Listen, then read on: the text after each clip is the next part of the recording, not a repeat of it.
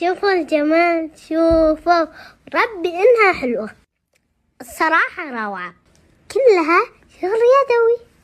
حابين تطلبونا؟ تعالوا هسه.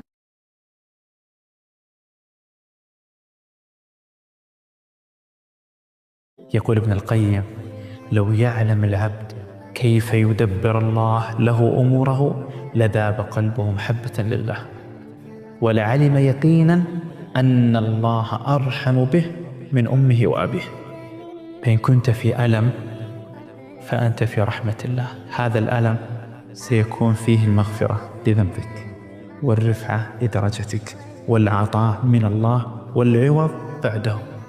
وإن كنت في فرح فهذا فور من الله لك.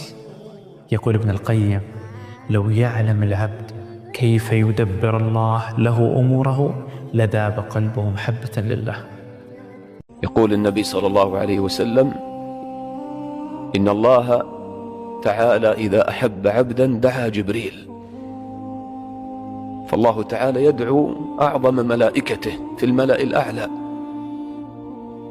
فيقول: إني أحب فلانا فأحببه، فيحبه جبريل، ثم ينادي في السماء فيقول: إن الله يحب فلانا فأحبوه، فيحبه أهل السماء. سبحانك ربنا ما أكرمك وما أرحمك. ما يتخيل الواحد منا كيف تكون محبة الله تعالى له إذا كان من أهل الإيمان ومن أهل الإحسان، ممن يحب الله ويطيع الله تعالى ولا يعصيه. كم يكون لك من القدر والكرامة عند الله وأنت لا تشعر.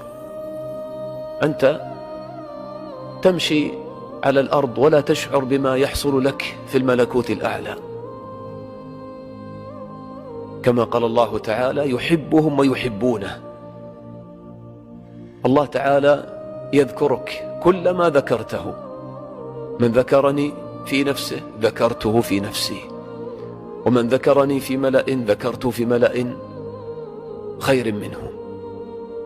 الله تعالى يناجيك إذا ناجيته، تقول: الحمد لله رب العالمين، يقول الله تعالى لك: حمدني عبدي.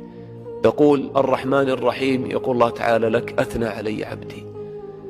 تقول: مالك يوم الدين، يقول الله: مجدني عبدي. تقول: إياك نعبد وإياك نستعين، يقول الله تعالى: هذا بيني وبين عبدي ولعبدي ما سأل. تقول: اهدنا الصراط المستقيم إلى